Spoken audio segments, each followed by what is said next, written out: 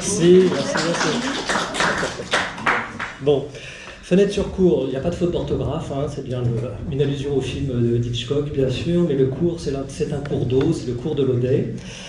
Quand le musée départemental breton m'a invité à participer à cette présentation dans le cadre de l'exposition Objectif Mer, je me suis donné finalement deux contraintes, vous me direz si elles sont respectées. C'est de travailler essentiellement à partir du fonds Jacques de Tézac, donc l'essentiel des photographies, pas toutes, mais l'essentiel des photographies proviennent du fonds qui est conservé ici, et puis de me concentrer sur un port, ou en tout cas une zone, qui est l'embouchure de l'Odet, et en particulier Lens et le port de Sainte-Marine, où Jacques de Tézac, comme vous le savez, a non seulement bâti une de ses œuvres, l'abri du marin, mais a également séjourné et y a élu domicile.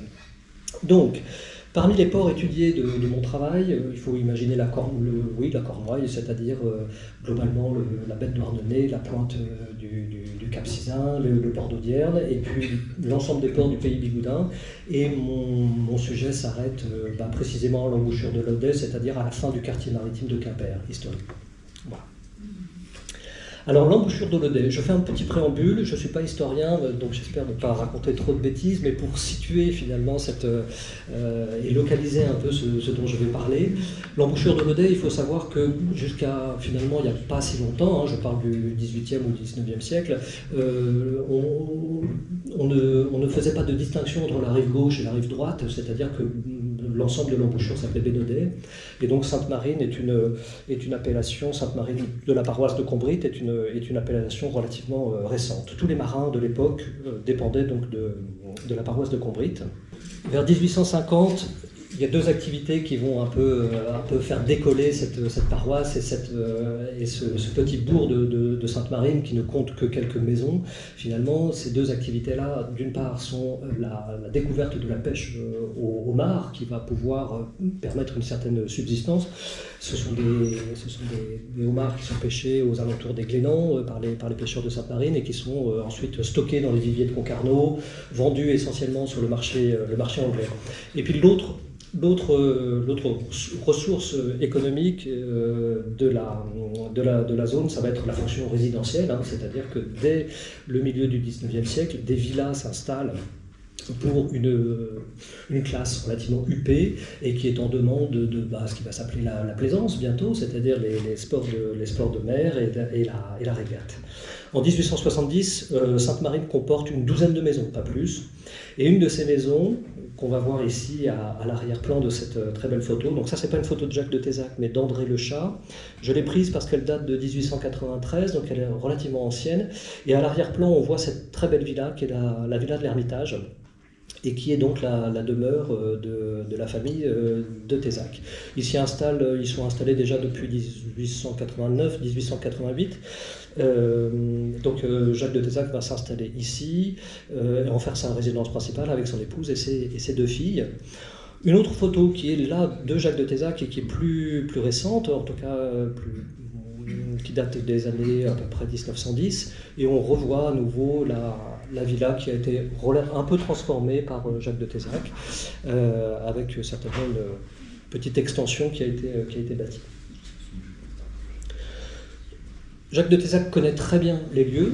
Avant de s'y installer, il vient régulièrement pour justement très attiré par ces sports-là, donc ces régates qui sont organisées un peu partout sur le littoral finistérien tout l'été.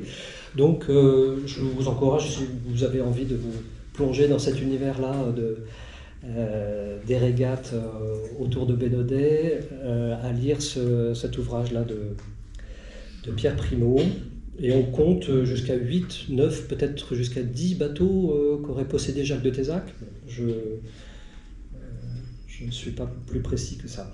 Jacques de Tézac, vous connaissez bien l'histoire évidemment. Au contact de cette population, il ne se contente pas, comme beaucoup de bourgeois ou d'aristos, de débarquer un peu en maître sur un lieu et puis de prendre du plaisir avec cette activité de régate.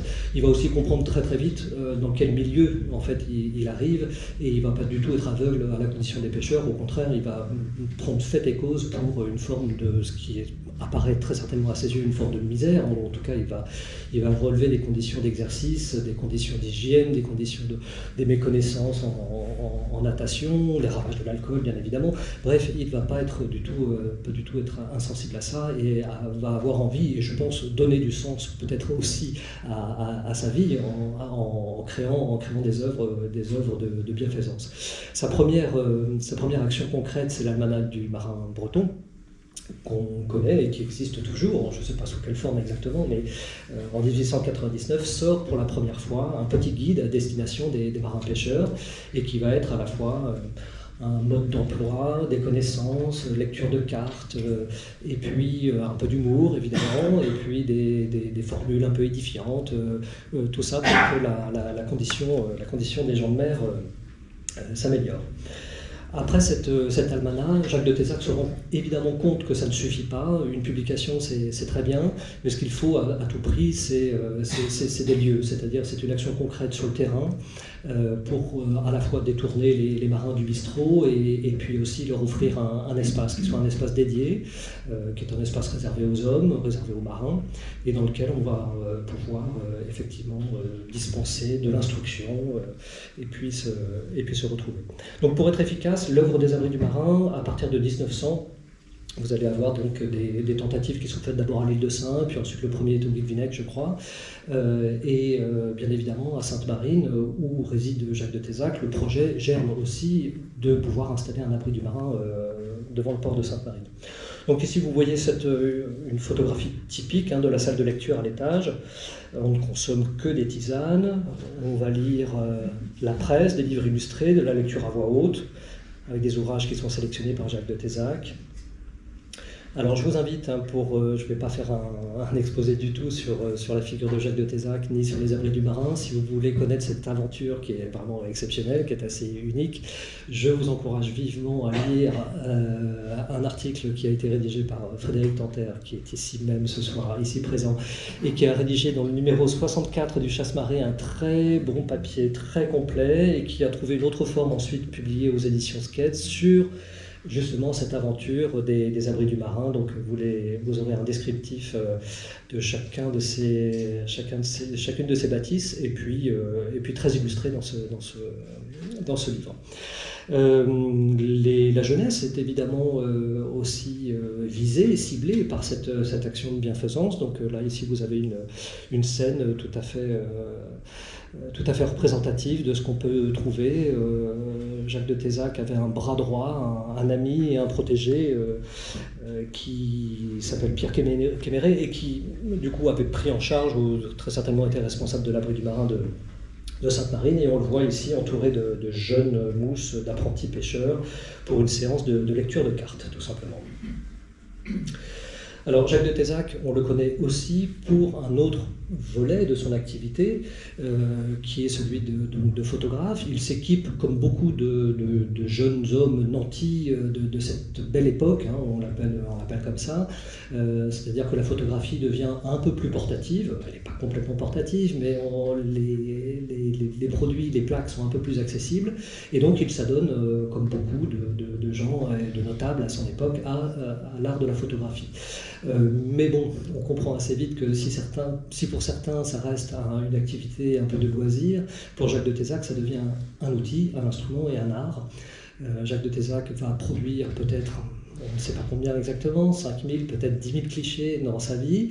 On en connaît, en tout cas sont conservées 4000 plaques de verre ici dans les fonds du musée départemental breton. Il en existe certainement d'autres ailleurs, dans des collections privées, etc. Donc difficile d'estimer quelle a été sa production, mais en tout cas c'est intense. Jacques de Tézac mitraille véritablement, ce qui nous permet de voir des scènes portuaires sous plusieurs angles, et puis surtout un œil d'ethnographe, en tout cas un ethnographe qui s'ignore, puisque le terme n'existe peut-être pas à cette époque-là, mais le point de vue qu'il pose sur cette population est un point de vue effectivement de quelqu'un qui quelque part sait que ces objets-là vont laisser une trace, une forme de pérennité, et qu'on va véritablement documenter la vie d'une population. Et si vous voulez en savoir plus sur en tout cas sur l'œuvre de Jacques de Tézac, photographe, ethnographe. Il y a eu un livre qui est paru en 2006, l'année où son œuvre est tombée dans le domaine public, donc qui est apparu ici aux éditions du musée départemental breton avec les éditions Palantine. Et puis je cite aussi, parce que je trouve que c'est un document qui mérite d'être vu, une œuvre cinématographique qui a été faite d'après les tirages, en tout cas quelques tirages de Jacques de Tézac, et qui est un film qui s'appelle Homme de Misaine, et qu'on doit à Jean-Paul Matelier, qui a été réalisé en 2017. Voilà un peu pour l'introduction, le paysage et puis le personnage. On fait un petit bond dans le temps, on est en 1910 sur cette photographie, et vous voyez que l'abri du marin de Sainte-Marine est en construction. Donc l'abri du marin avait d'abord été installé d'une façon un peu provisoire, un peu temporaire par Jacques de Tézac, en louant cette maison, cette bâtisse, et on voit sur cette photo qu'il y avait effectivement une enseigne, abri du marin. Donc, je ne sais pas, Fred, il avait les 2 étages déjà à l'époque ou juste le rez-de-chaussée? Je ne sais plus. Les deux. Bon, le premier étage. En tout cas, c'est une solution temporaire, on est en 1904, et donc il va falloir encore 6 années à Jacques de Tézac et puis ses équipes, on peut parler d'équipes et de relais, pour bâtir véritablement un abri du marin en propre, selon les plans de son ami architecte, qui du coup fait que tous les abris du marin quasiment sont relativement semblables, ou en tout cas reconnaissables à leur architecture un peu néo-gothique, le crépi rose, et puis les phrases qu'on va trouver marquées sur la façade. Donc 1910, l'abri est en construction, peut-être même qu'on est en 1909, ici je ne sais pas. Une autre photographie, donc vous voyez que de Tézac documente aussi les choses en train de se faire, donc c'est vrai on a un vrai parcours avec les étapes un peu importantes. Et moi, ce qui m'intéresse sur cette photo, là, c'est qu'on commence à un peu approcher mon sujet, c'est qu'il y a un individu là, qui est perché sur son échelle et qui est en train d'écrire une de ces formules qu'on va retrouver sur tous les abris du marin quasiment, donc Dieu, l'honneur et le pays. Et ce qui est intéressant, c'est que cette personne-là qui est responsable du lettrage n'est pas un peintre en lettres, ça n'est pas un marbrier, un graveur sur pierre, c'est un marin. Il a tous les attributs, de la vareuse jusqu'au béret, c'est un marin qui est en charge de ce lettrage-là. Et puis d'ailleurs, sans vouloir être trop sévère avec cet homme-là, en termes de lettrage, ça peut laisser un peu à désirer. On sent que c'est quelqu'un qui a une maîtrise relativement moyenne de cet exercice, qui est un exercice difficile de tracer des lettres en grand dans l'espace public. Mais donc, ça a été confié à quelqu'un du cru. Et ce qui va être peut-être une information intéressante pour la suite. Et voilà la vue qu'on a depuis l'étage de l'abri du marin une fois qu'il a été construit. Et c'est vrai que c'est aussi du coup un observatoire assez incroyable, un site aussi exceptionnel que cette embouchure et puis l'anse de Sainte-Marine. Et depuis sa fenêtre, c'est pour ça que j'ai intitulé cette présentation Fenêtre sur cour, depuis sa fenêtre, Jacques de Tézac va pouvoir poster son appareil photo à soufflet et quasiment sans bouger, en tout cas prendre des clichés régulièrement, des clichés des activités qui sont menées sur la grève à marée basse. Et vous voyez déjà qu'on a cette flottille de canotes, donc on est dans les années 1910, 1911 peut-être, une flotte de canotes qui sont tous immatriculés avec la lettre Q comme lettre initiale. La lettre Q, bien évidemment, représente le quartier maritime de Quimper. À cette époque-là, l'autorité, en tout cas l'inscription maritime, est centralisée dans la grande ville de Quimper. Je vais parler de l'évolution de cette zone administrative, mais toujours est-il que dans un premier temps, on va s'intéresser à des bateaux qui sont tous immatriculés avec cette première lettre initiale. La loi, elle date de 1853, et on la doit finalement à une entente entre la France et l'Angleterre, qui, fatiguée de se battre, et notamment dans la Manche autour des îles anglo-normandes, décide, pour calmer un peu le jeu, de passer une convention entre deux pays, et dont un des termes importants, et qui va avoir des répercussions pour la police de navigation, va être d'obliger tous les marins de France et d'Angleterre à porter des marques visibles à l'extérieur. Alors les bateaux avaient un numéro auparavant, mais les marins n'avaient aucune obligation de l'afficher véritablement sur les coques. Donc cette loi, ce décret qui est passé en 1853, il officialise finalement cette obligation de porter des marques extérieures à l'avant du bateau. Les marins ont deux choses à inscrire, des deux bords, bâbord, tribord, la lettre initiale, le numéro qui a été attribué par le commis ou par l'écrivain ou par le commissaire maritime. Et puis en complément, il y a les marques de poupe, qui sont beaucoup plus anciennes, qui datent de la période révolutionnaire, où on demandait donc déjà aux marins, à partir de 1800, d'écrire le nom du bateau et le port d'attache à l'arrière des canotes. Le quartier maritime de Quimper, dans ces années-là, 1855, il est très vaste. C'est un quartier maritime qui est assez important. Il va comprendre la baie de Douarnenez, le Cap Sizun, l'île de Sein bien évidemment, toute la baie d'Audierne, le pourtour sud, Pays Bigoudin, et puis les deux rives de l'Audet, et il va même jusqu'à Concarneau. Alors Concarneau, un peu un cas à part, qui a alterné entre deux arrondissements maritimes, qui a un temps dépendu de Lorient, mais bon, le quartier maritime de Quimper, vous voyez qu'il est vaste, il est énorme à administrer, et donc sa position centrale, c'est que, un peu bizarrement, l'inscription maritime est assez loin de l'océan quand même. En 1882, avec l'essor de la plupart des petits et moyens ports de pêche, je parle de l'essor démographique et économique, puisque l'activité autour de qui a été générée par la conserve et la généralisation de la conserve va faire que les petits ports et les moyens ports de pêche vont littéralement exploser.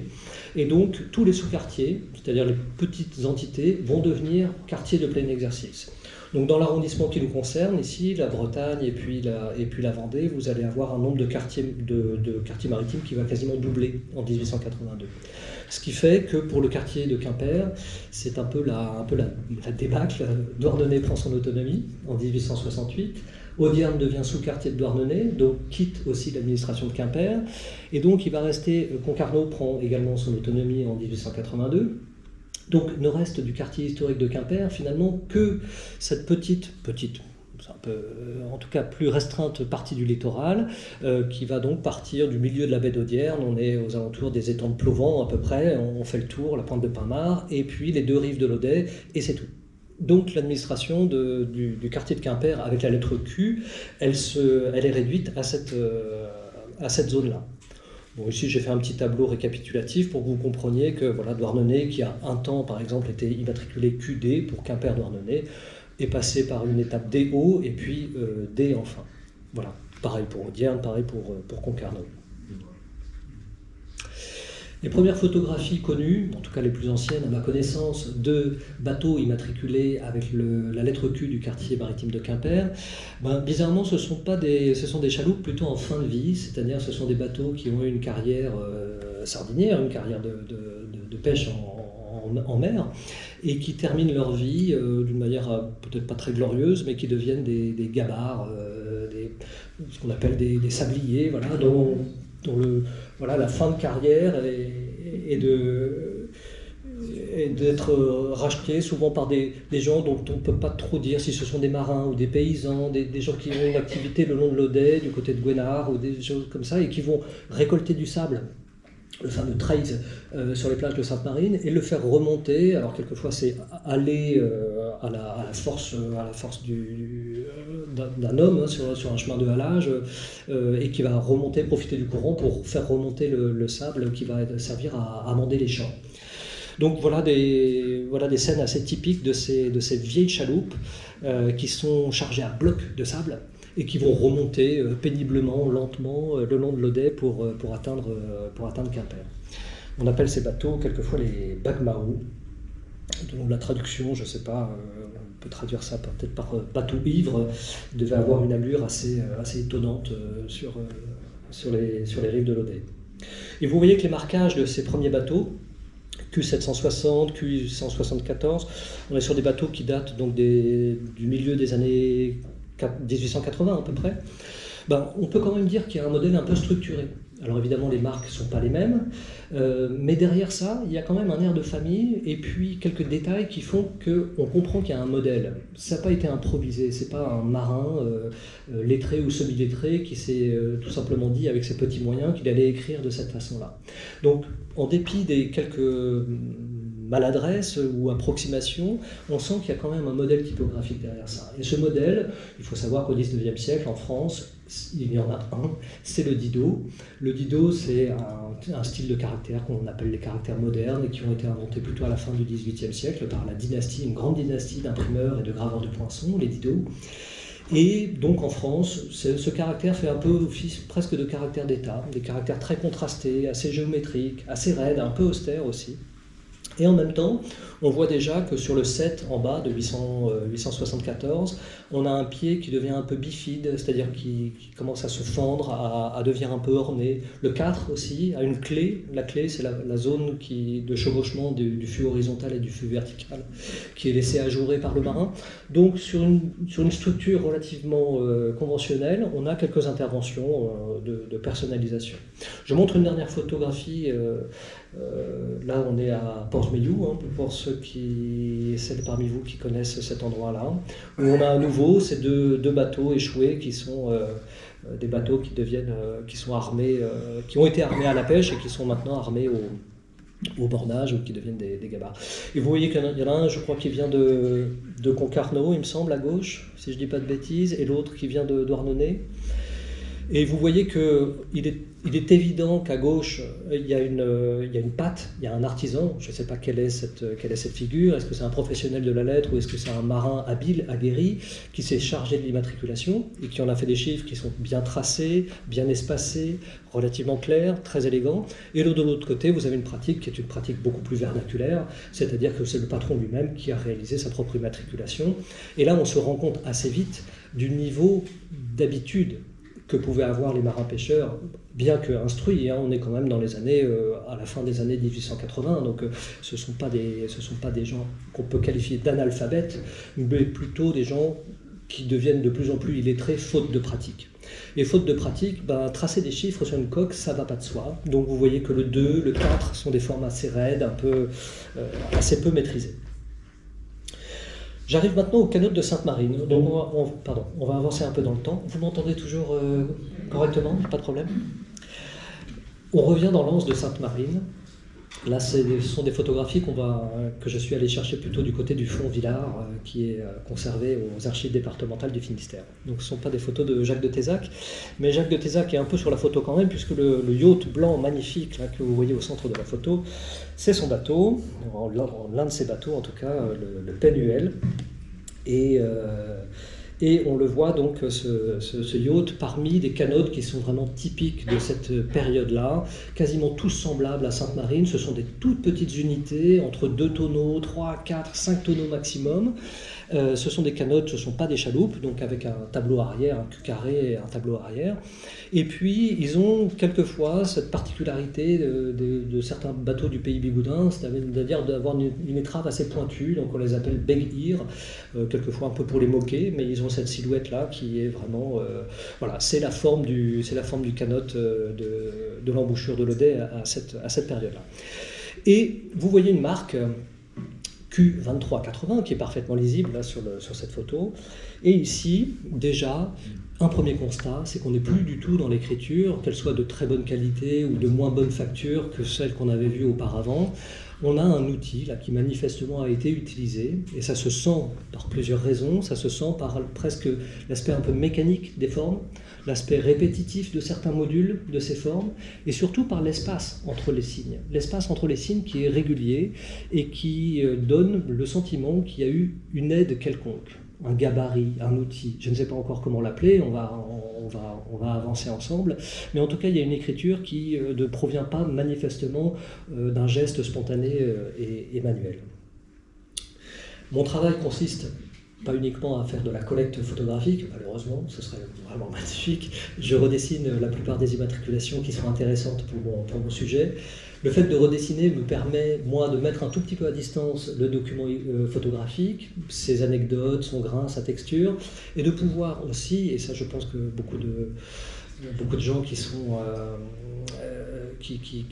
utilisent le dessin comme un moyen, c'est une façon de comprendre et de se mettre finalement un temps à la place du scripteur, de l'auteur de cette immatriculation, et le fait de reproduire par le dessin aide à comprendre finalement beaucoup de phénomènes. Et c'est en ça finalement que effectivement on fait émerger des choses qui paraissent évidentes mais qu'il faut énoncer, c'est-à-dire que le Q par exemple ici n'est rien d'autre que les zéros auxquels on a ajouté une petite forme, un petit D pour le convertir en Q.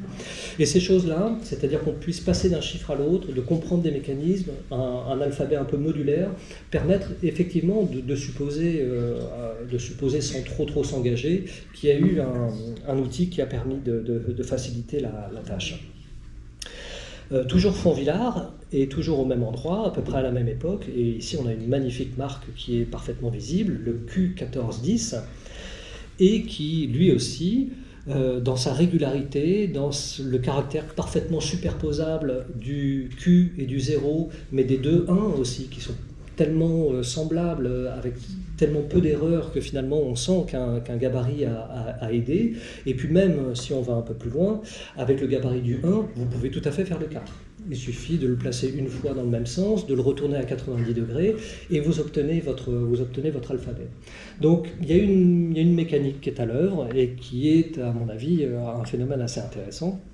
D'autant plus que là, il faut se plonger un peu dans les registres, et puis comprendre que le patron de ce canote s'appelle comment? S'appelle monsieur Dickelou, alors j'ai pas son prénom, mais Pierre-Jean Dickelou, je crois. Pierre-Jean Dickelou, qui a eu donc cette chaloupe dans les années 1895. On regarde un autre exemple, pareil, même gabarit, à peu près les mêmes eaux, on est plutôt en 1900, le Q1916, et le Q1916, bon voilà, avec un 9 vous faites un 6, avec un 6 vous faites un 9, le 1 est aussi similaire, et puis le Q, même si la queue du Q n'est pas exactement pareille qu'auparavant, on sent de la même façon qu'il y a quelque chose qui est un peu similaire, il a cette forme de grain de café ou d'œil de chat, je ne sais pas comment vous l'appelez, mais il a cette forme qui est assez typique et qu'on retrouve partout. Bon, il s'avère que cette chaloupe ce canote appartient aussi à monsieur Dickelou. Donc on commence à se demander, ah ok, donc c'est le même propriétaire ou la famille qui utilise a priori le même outil pour inscrire son nom. Je vais encore un peu plus loin, j'avance dans le temps. Jacques de Tézac prend cette photo ici, et puis on va trouver cette marque, le Q2649. Q2649. Et là encore, le 6, le 9 paraissent parfaitement réversibles, hein, on est d'accord. Le Q a ce même aspect de grain de café auquel on a ajouté un petit tilde à l'aplomb. Photo de Villard encore. Et là, je m'approche d'un autre Beg-Ir. Vous voyez cette étrave là, vraiment démesurément pointue là, qui s'avance. Et là, ce cas-là, il est assez intéressant parce que, bon, manifestement, on est encore avec le même gabarit qui a été utilisé. Alors cette fois, c'est pas un Dickelou qui est propriétaire de ce bateau, mais une femme qui est dans les registres, qui est nommée veuve flatteresse. Je dis pas de bêtises, oui, c'est bien ça, et qui est donc propriétaire de son défunt mari, j'imagine. C'est assez régulièrement le cas. Ici, la photographie est tellement bien définie qu'on peut vraiment redessiner sans crainte de se tromper la marque. Et on s'aperçoit que non seulement il y a un gabarit derrière ça, mais qu'en plus, la femme ou feu le mari a réaliser ou faire réaliser l'immatriculation en faisant un choix qui est un choix assez novateur, en tout cas assez inédit, c'est de donner un angle et de pencher les chiffres. Alors, de pencher les chiffres, pourquoi ? Pencher les chiffres selon un axe d'ailleurs qui est à peu près parallèle à l'étrave du bateau. Donc il y a quelque chose qui relève un peu de l'esthétique, très certainement, qui est assez malin, le fait d'assumer d'être Beg-Ir, même si le reste de la flotte du Finistère se fout un peu des marins de Sainte-Marine. Et puis surtout, ça donne une nouvelle indication, encore une fois, sur ce gabarit. Parce que imaginez pencher des chiffres, si vous n'avez aucune aide pour le faire, déjà tracer des lettres dans un espace comme celui-là, c'est pas facile, mais alors si en plus vous ajoutez la contrainte et la complexité de leur donner un angle, là ça devient carrément une mission impossible, ou réservée à des professionnels qui sont vraiment des peintres en lettres aguerris. Alors que si vous avez des pochoirs, et je lâche le mot, puisqu'il s'agit de pochoirs, vous l'avez bien compris, si vous avez des pochoirs, un pochoir pour le Q, un pour le 2, un pour le 6, un pour le 0, un pour le 7, qu'est-ce qui vous empêche, bon sang, mais qu'est-ce qui vous empêche de les mettre un peu de travers? Et là, il y a quelque chose qui vient confirmer effectivement cette hypothèse qu'à mon avis à Sainte-Marine, M. Dickelou, très certainement lui, a un moment mis au point pour sa propre flottille. D'abord, il devait posséder peut-être 1, 2, 3, 4 chaloupes toute sa vie, a mis au point un système de marquage qui est propre à Sainte-Marine, qui est d'avoir découpé dans du carton, dans du bois, je ne sais pas, je ne saurais jamais, sauf s'il y a un Dickelou dans la salle, et puis ensuite à partager ces outils.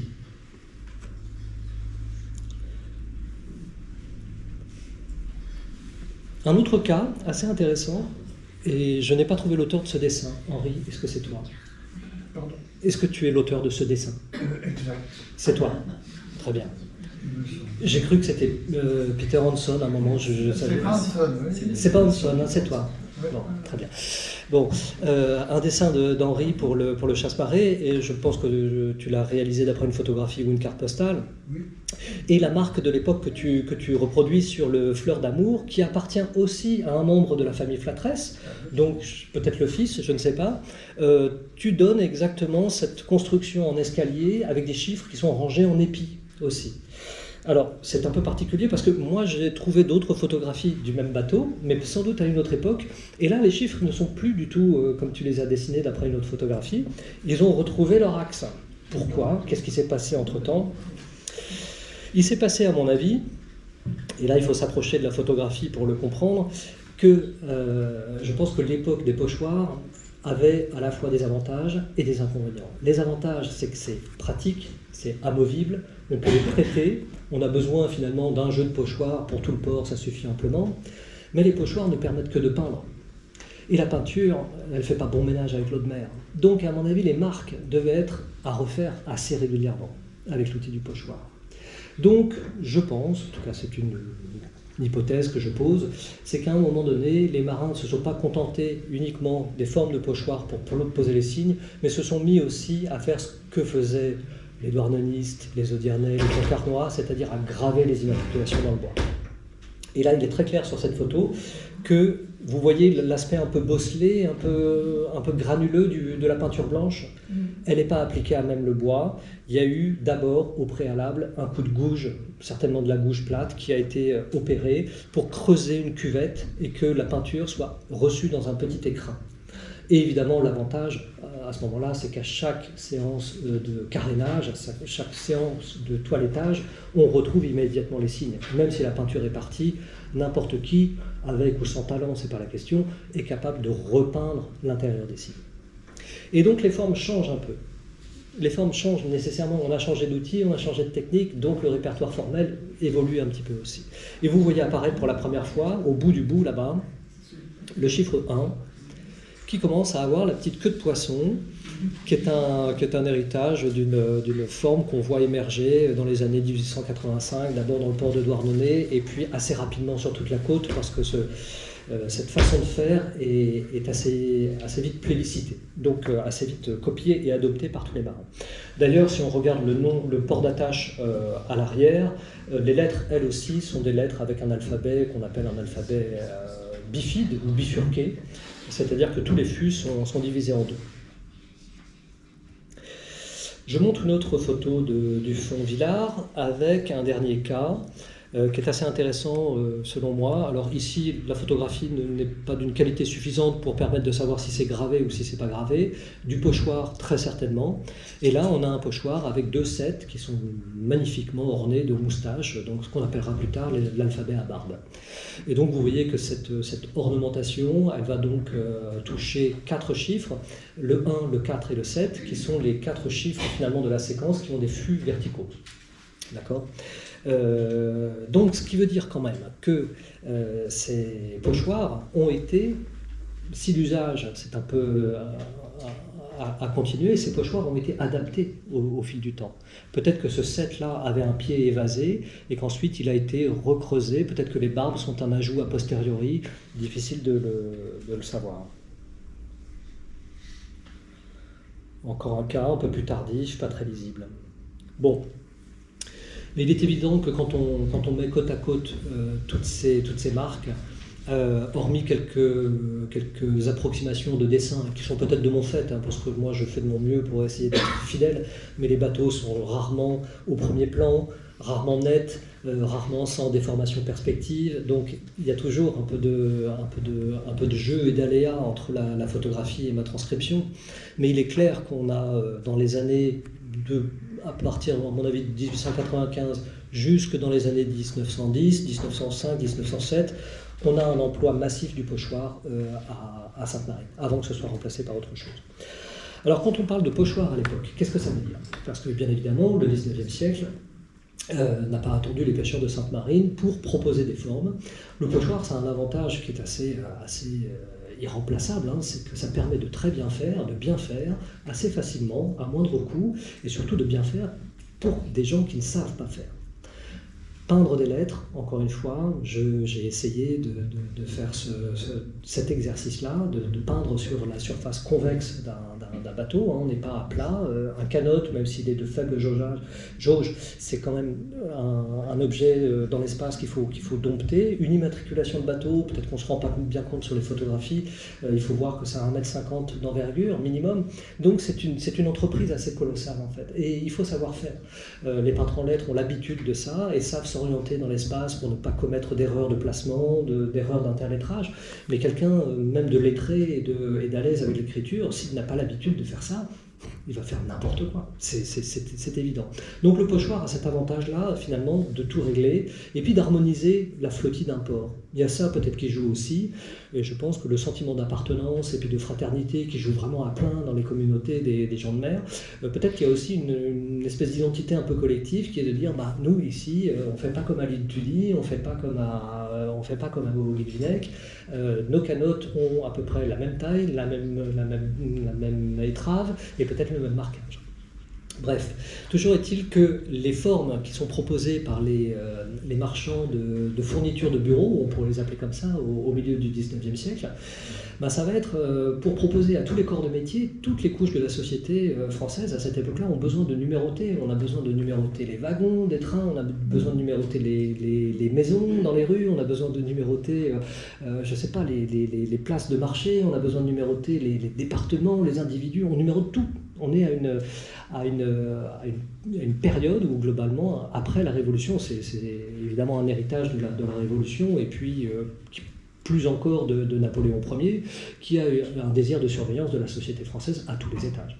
Donc, qui dit surveillance, dit numérotage, je crois qu'on dit numérotage.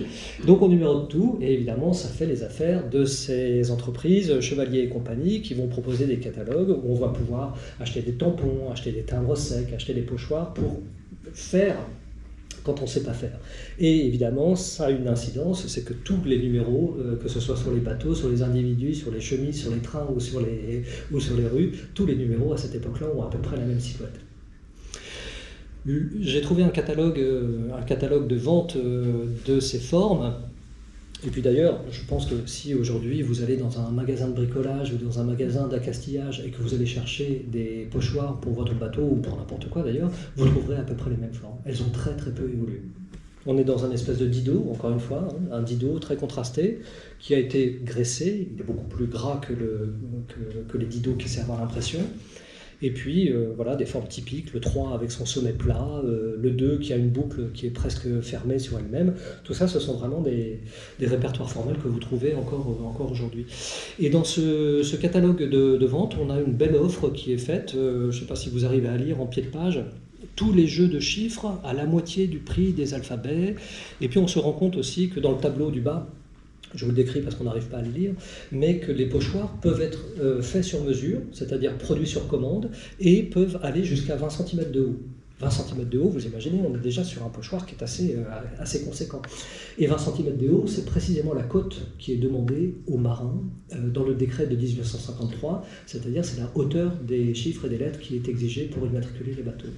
Donc en fait, il est tout à fait possible, je ne dis pas que c'est le cas, mais que je ne sais pas, le syndic responsable de Sainte-Marine et de cette zone-là, ou que ce monsieur Dikelou, ou autre personne ait décidé de passer commande et de se fournir avec un jeu de chiffres et la lettre Q, ça suffisait amplement.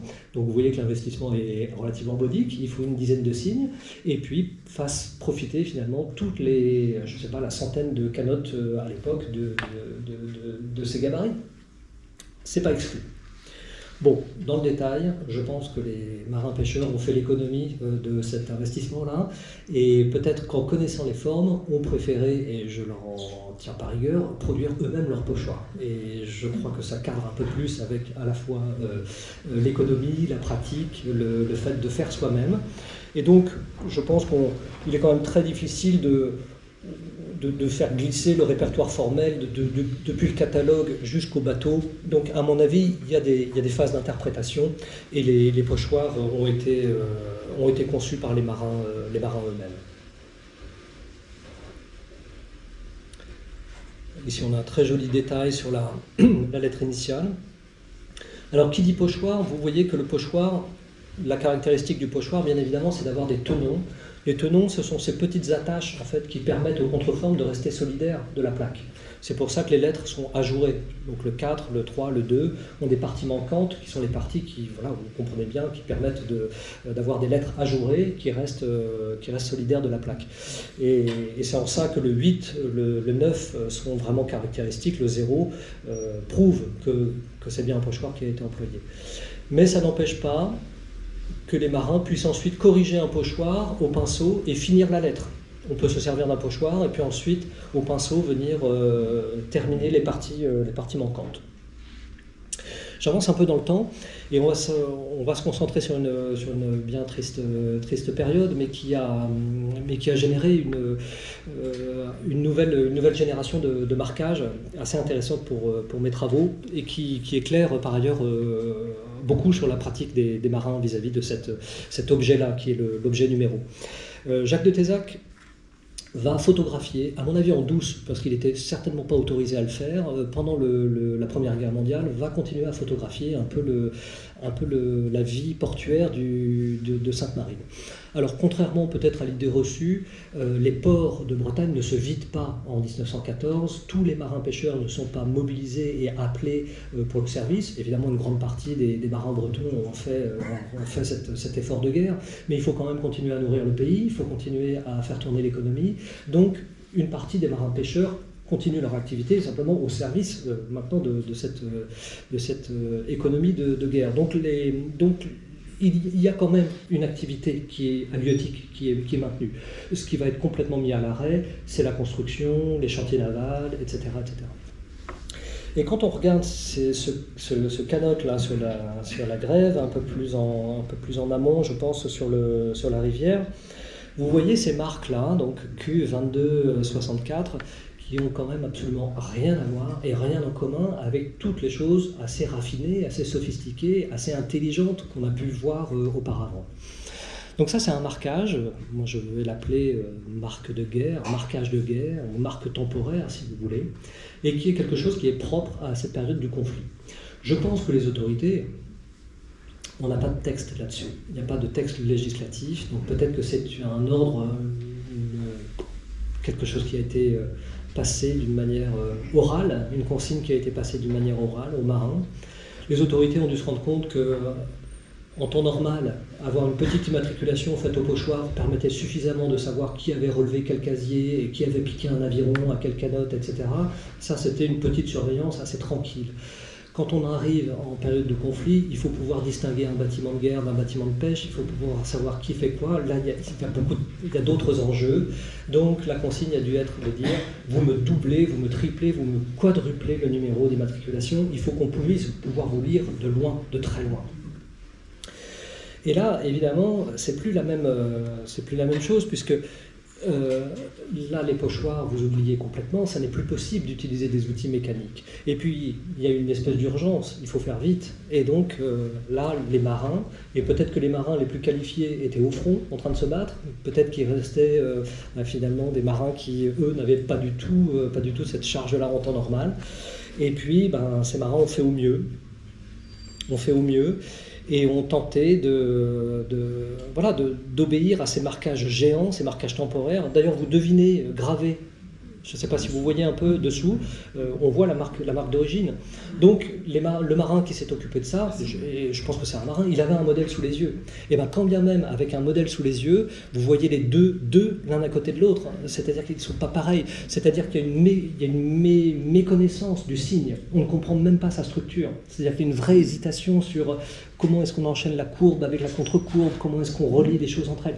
Donc ça veut dire qu'effectivement, c'est pas nécessairement de l'analphabétisme, puisque ce sont des personnes qui ont eu de l'instruction jusqu'à 10, 11 ans, peut-être à l'époque, 12 ans, mais de l'illettrisme, oui, parce que l'habitude d'écrire, elle est perdue. Il n'y a pas d'usage, il n'y a pas de pratique. Donc tracer ça, ça devient extrêmement hasardeux. Une autre photo, certainement, peut-être même de la même journée, où on voit à nouveau à l'œuvre deux marins en train de réenduire de coltard la carène du canot, et puis ces marques temporaires. Et là encore, le modèle gravé dessous est parfaitement apparent, mais malgré le modèle, on voit encore ces incertitudes, ce 3 on sent presque l'effort, et pas la souffrance, mais en tout cas l'effort, la concentration que ça a dû demander, et puis voilà, encore un sacré manque d'habitude. Je disais tout à l'heure que la loi n'était pas connue. Je vous montre un ouvrage ici qui a été rédigé par une enseignante d'histoire-géographie qui a fait un gros travail d'enquête sur les marins-pêcheurs sous le feu ennemi, qui consigne un peu justement voilà, quel a été le rôle et la contribution de ces marins qui n'ont pas été soldats, mais qui n'ont pas rien fait pour autant. Et dans cette enquête-là, il n'y a pas de texte de loi sur ces marques de guerre, ces marques temporaires. C'est un peu dommage, mais je ne sais pas comment a été passée la consigne. Peut-être des affiches, mais pourquoi on n'a pas trouvé ces affiches? Parce qu'à l'île de Groix, qui est quand même pas à côté, c'est pas la porte à côté, on trouve des photos de 14-18 avec ces marquages-là qui sont faits aussi avec la même urgence, la même négligence, on pourrait dire. Donc on les trouve à Groix, on les trouve à Douarnenez, bien entendu. Ça, c'est 2 cartes postales, effectivement, qui sont assez connues.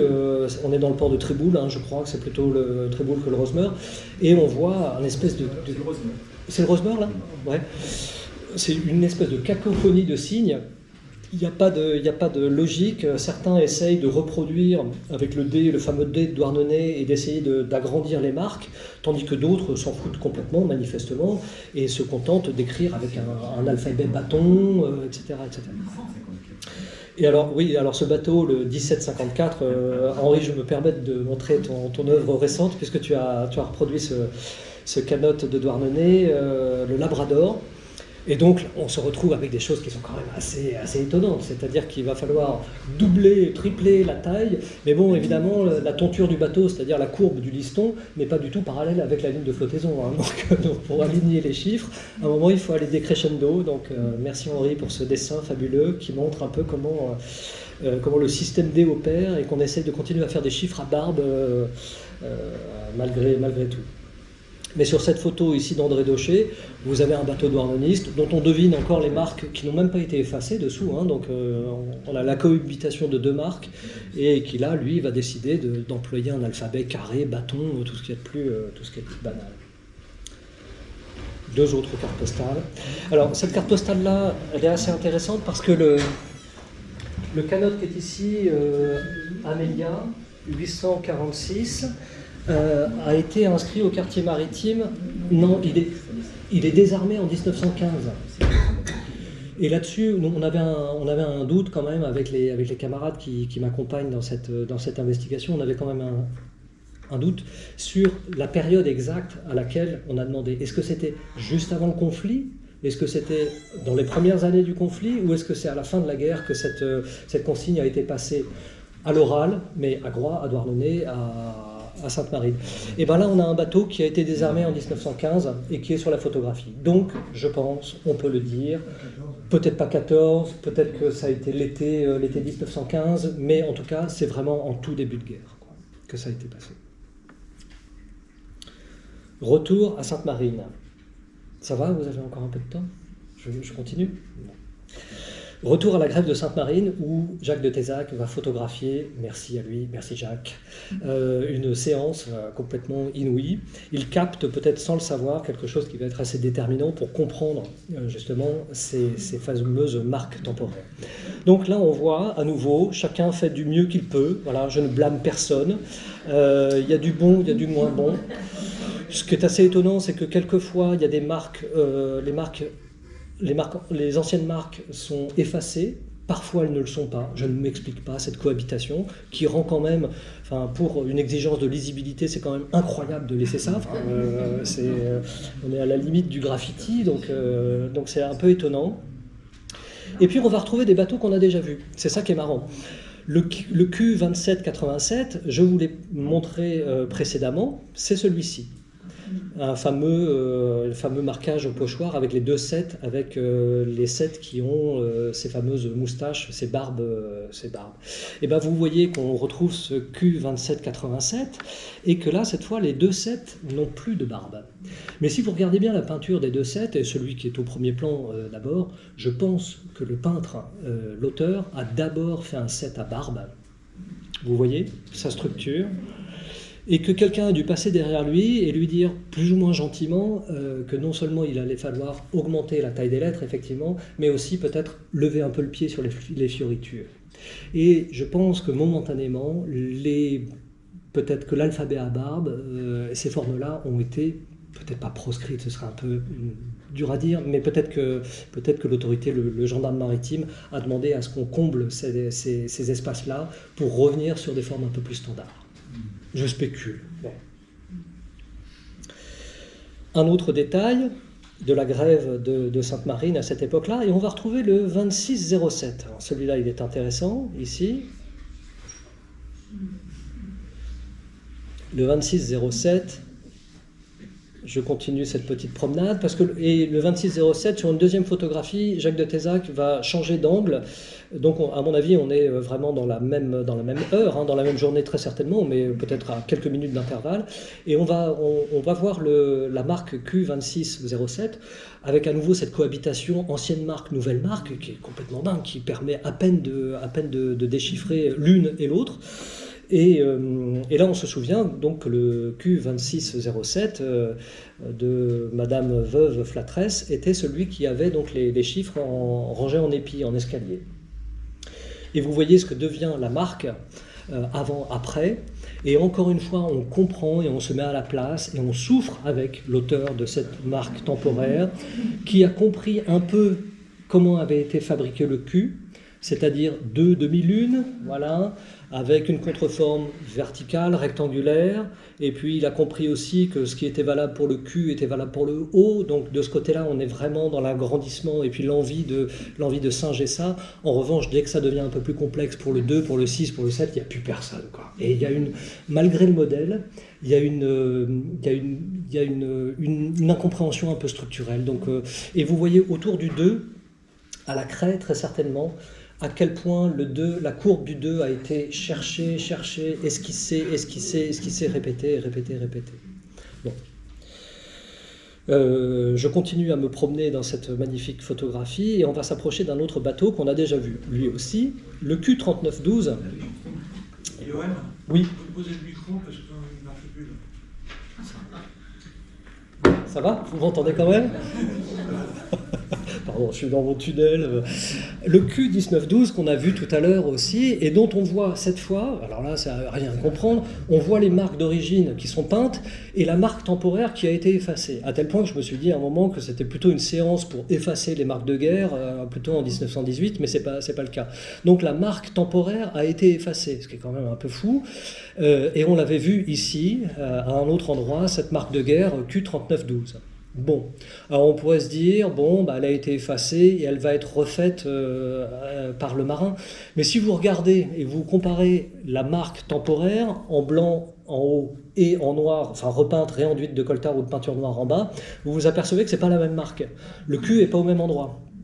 En haut, il précède l'immatriculation d'origine, alors qu'en bas, le Q est inséré entre la lettre initiale et le premier chiffre du numéro.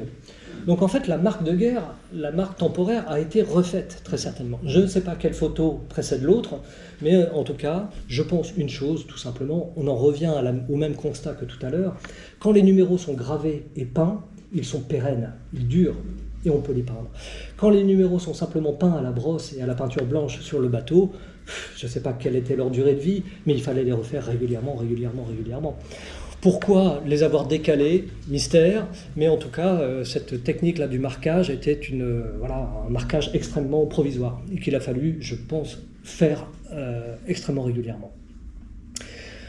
Encore un petit détail de toujours cette même photographie, on s'approche, et c'est en ça que je remercie le musée départemental breton de m'avoir autorisé à venir consulter les plaques originales de Jacques de Tézac, parce que quand on arrive devant l'original, ce sont des plaques de verre en négatif qui font à peu près 8 par 13, c'était les formats qu'utilisait le photographe à l'époque.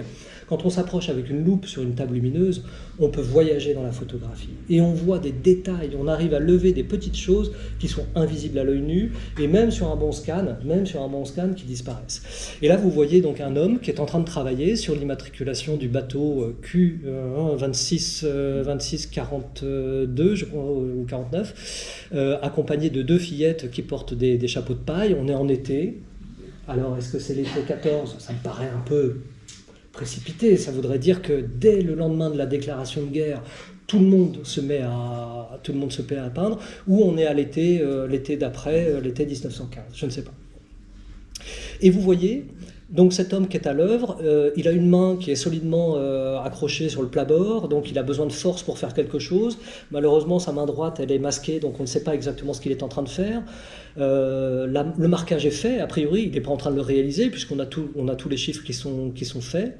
Et puis, si vous regardez à côté de sa main, sur la préceinte, là, les planches de bordée supérieures, vous voyez un 2. Vous le voyez à gauche de sa main. Et il y en a un autre, un peu plus loin. Et si vous allez jusqu'au taquet là-bas, ou je ne sais pas comment on appelle ça, un tolet, je crois, vous avez un chiffre 4 qui est tracé aussi. Donc, il y a quelqu'un, et à mon avis, ce n'est pas la même personne, c'est pas lui, qui est venu, d'une manière un peu provisoire, lui donner un modèle, ce qui est un peu bizarre, puisqu'il a déjà un modèle qui est l'immatriculation d'origine, ou alors c'est lui qui s'est entraîné à la craie, à tracer des 2, tracer des 4 en prévision de son marquage. Moi, je ne comprends pas bien, parce que le tracé des 2 et des 4, il est vif, il est franc, il a été fait sans hésitation par quelqu'un qui a l'habitude de les faire, c'est assez énergique sur le plan calligraphique, et le 4, il est fait d'une façon ouverte, vous voyez, c'est un 4 qui n'est pas triangulaire, et qui est assez assuré, alors que le 4 que vous voyez en dessous, qui a été réalisé par ce marin, excusez-moi, avec tout le respect que j'ai pour lui, c'est abominable, quoi. C'est abominable. Et là, on est vraiment à la limite de l'analphabétisme, c'est-à-dire que c'est quelqu'un qui semble découvrir ce signe-là pour la première fois, véritablement, et qui ne sait même pas comment on raccorde les éléments entre eux. Jacques de Tézac, toujours lui, déplace son trépied et son appareil photo et va prendre une photographie, peut-être 10 minutes avant, peut-être 10 minutes après, je ne sais pas, de cette même scène de marquage du bateau Q2609. On retrouve le même homme de dos, on le reconnaît très bien, cette fois il a la main qui est plutôt accrochée à l'étrave, et enfin on comprend ce qu'il a dans la main, c'est un petit pinceau qu'il tient. D'accord, alors sur l'image c'est pas très clair, faites-moi confiance, c'est un pinceau très court, très fin, une toute petite brosse, alors c'est étonnant, on s'attendrait à trouver un instrument ou un outil beaucoup plus grand, mais en fait c'est très petit, et il est en train de faire des petites retouches, je pense que ce sont des petites retouches sur le sommet du 2, voilà. Et il est entouré de 2 copains qui sont très très proches de lui et qui doivent l'encourager ou se foutre de lui, je ne sais pas. Bref, comme si on avait besoin d'être 3 pour se concentrer sur un bateau. Et puis, regardez bien, entre les sabots des 3 marins, qu'est-ce qu'on voit? On voit un petit pot de peinture blanc. Ouais, je pense que c'est un petit pot de peinture.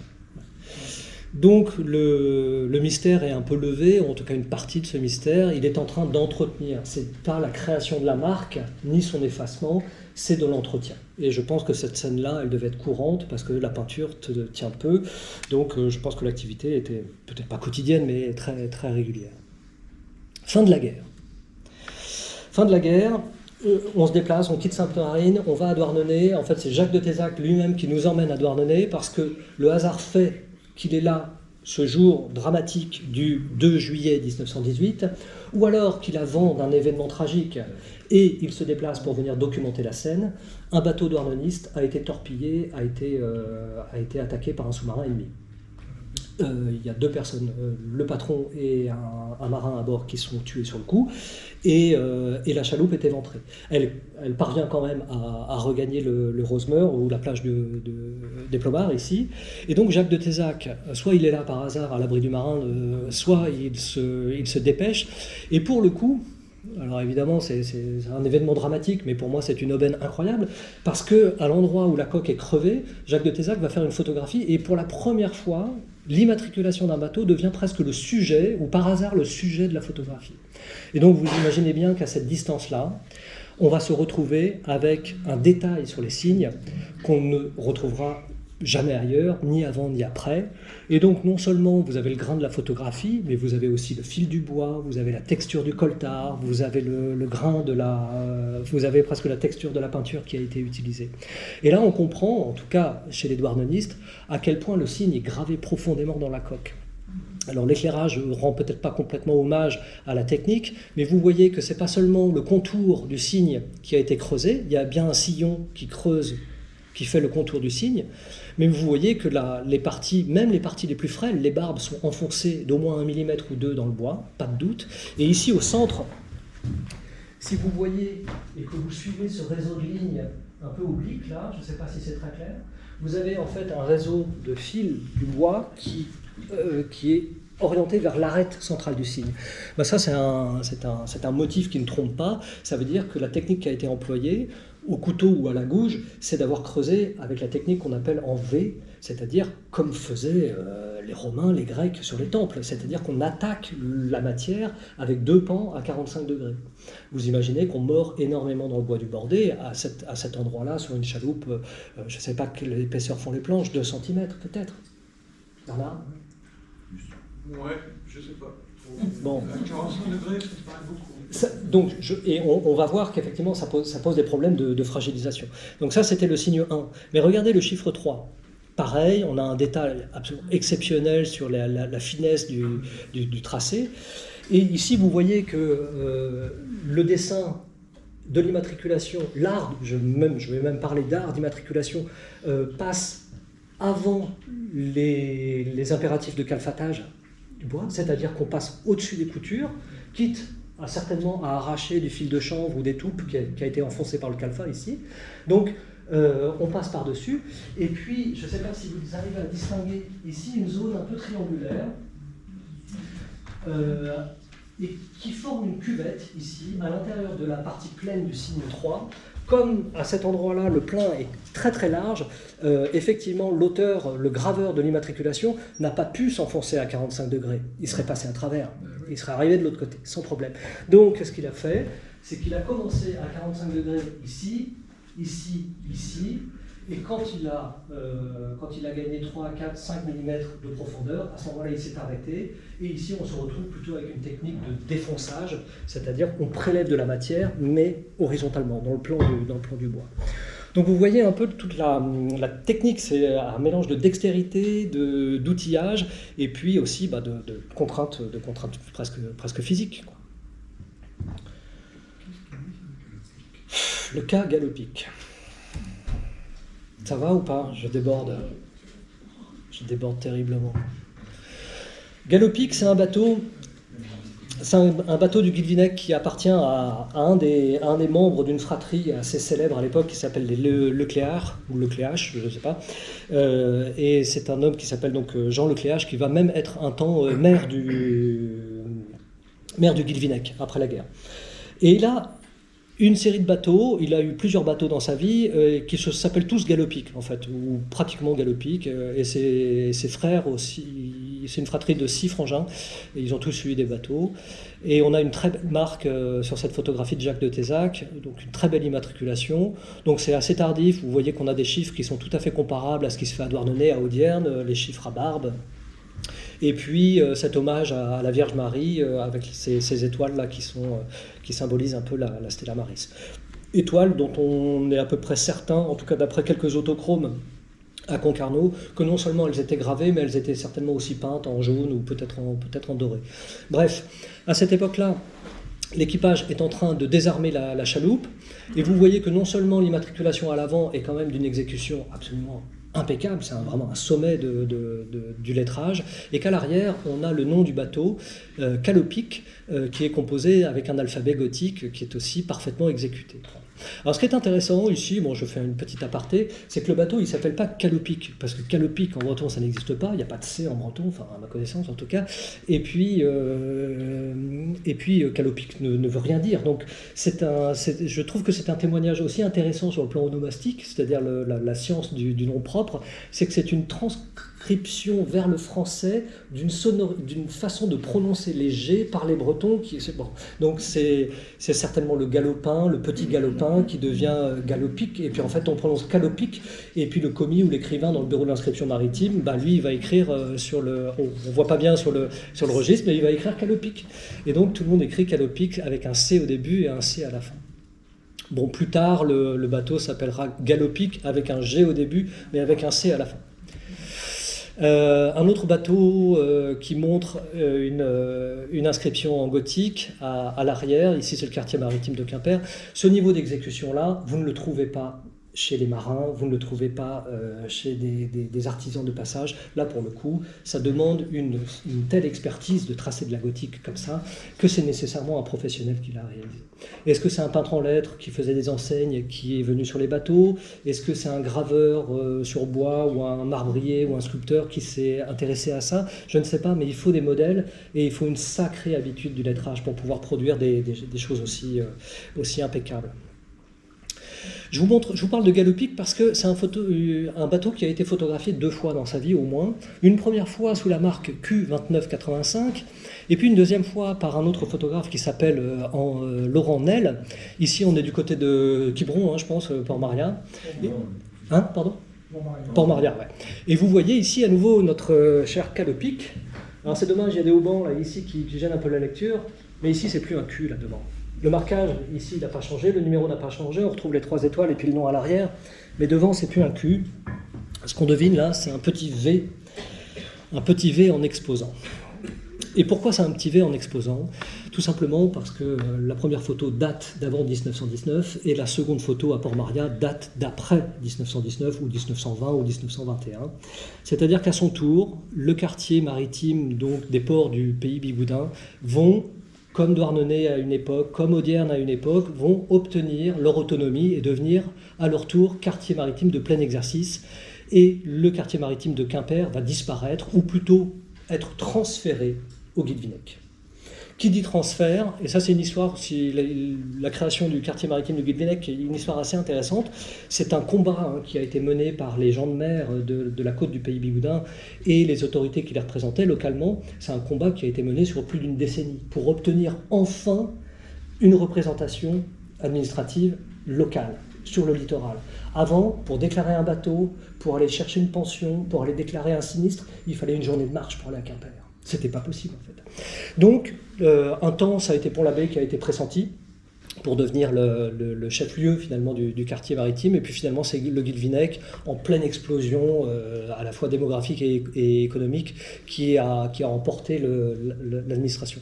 Donc là ici dans les registres à Brest, vous pouvez trouver là toute la correspondance. C'est hyper intéressant de se plonger dans cette correspondance entre Paris, le ministère, et puis les représentants locaux. Voilà, on leur dit bon ben maintenant les lettres ça va être GV, d'accord. Donc on comprend que 1919, le Q va être abandonné définitivement, c'est la fin du Q de Quimper. Symboliquement, c'est aussi quelque chose qui doit être assez important, parce que les marins n'ont plus à subir l'influence de la ville, entre guillemets, mais ont la fierté de pouvoir porter leurs propres lettres. Je parle des guilvinistes, en tout cas. Pourquoi G, je passe rapidement là-dessus, pourquoi GV et non pas G tout seul? La lettre était prise par les marins de Groix qui ont la lettre G seule depuis 1882. Voici un très, très jolie planche de dessin d'Henri Kérizit à nouveau. Et donc encore un courrier qui demande un peu de patience, et on va accorder un délai d'1 an, voire de 2 ans aux marins pour qu'ils se mettent en conformité. pour passer du Q au GV, on va laisser un an et demi aux marins pour faire une opération qui paraît quand même pas si complexe que ça. Et d'ailleurs, c'est quand même intéressant, c'est qu'ici, on a quelqu'un qui parle, qui octroie ce délai pour ne pas engager trop de frais pour les marins. Donc cette notion-là de frais part du principe, mais à mon avis c'est quelqu'un depuis Paris qui à mon avis connaît très mal ce milieu-là, imagine que ça va coûter une fortune finalement de changer cette lettre initiale. Bon. Bien évidemment, les marins n'ont certainement pas dépensé un copec pour ça, si ce n'est un coup de cidre ou un panier de godaille, quoi. Mais à mon avis, pas grand-chose de plus. Et donc sur les photos qui datent de cette période-là, pour tous les bateaux qui étaient antérieurs à ce décret, ils vont avoir une période de transition, une période d'adaptation, et passer du Q au GV. Alors si vous faites effectivement ce travail-là, le problème c'est que vous aviez un signe au départ et il faut en mettre deux, donc c'est pas simple, et il faut trouver une solution. Et comme les signes sont gravés dans le bois, vous devez faire avec, vous ne pouvez pas les contourner ou vous placer ailleurs. Bien évidemment, les marins se sont dit que comme le numéro restait inchangé, ils n'allaient pas refaire l'intégralité de l'immatriculation, plutôt futé de leur part. Donc il faut se débrouiller pour, à la place d'un Q, caser un G et un V. Alors voilà quelques bateaux de cette époque, et on voit la gravure. Alors quelquefois certains ont essayé de faire du mieux qu'ils pouvaient. Et on voit même que du coup la queue du Q, la queue historique a été conservée à moitié pour faire un ornement, en fait, quelque chose comme ça. Et d'autres bateaux, on est au Guilvinec ici, ou à Trefiegat, je ne sais plus. Très bel exemple de Q transformé en G. Alors, les marins ont eu de la chance sur ce coup-là, parce que mettre un G dans la silhouette d'un Q, c'est possible, ça aurait pu être beaucoup plus délicat que ça. Et on voit qu'ils en profitent non seulement pour placer un G, mais ce G, il a aussi un éperon, ce qu'on appelle l'éperon, c'est-à-dire la partie qui part sous le fût vertical et qui devient lui-même une barbe qui répond à la barbe des chiffres qui sont déjà en place, le 1, le 7, le 4, etc. etc. Et pour l'exposant, le V, ils n'allaient pas mettre un grand V, il n'y avait pas la place. Donc, une solution, qui est encore une fois une solution parfaitement acceptable par les autorités, c'est de le placer en exposant. Et le placer en exposant, généralement, la convention typographique et graphique de l'époque, et je pense que certains et certaines parmi vous le font encore aujourd'hui, quand vous mettez un signe en ordinal, quelquefois certains ont le tic ou le réflexe de le souligner d'un trait ou de deux traits. GV 3910. Un autre exemple, GV 3967, à peu près même époque donc. Et là, vous voyez encore une fois que le G donc le Q a été transformé. Vous avez un magnifique V. Donc, j'ai oublié les deux petits traits dessous, vous voyez. Alors, je parlais tout à l'heure avec vous, madame, de l'intérieur de l'abri du marin de Saint-Parine, où effectivement il y avait ce canot qui servait de je ne sais quoi, Fred ? C'est au Guilvinec. Ça, c'est Guilvinec. Ouais. Mais à culpa. Désolé. Qu'est devenu ce bateau? On ne sait pas.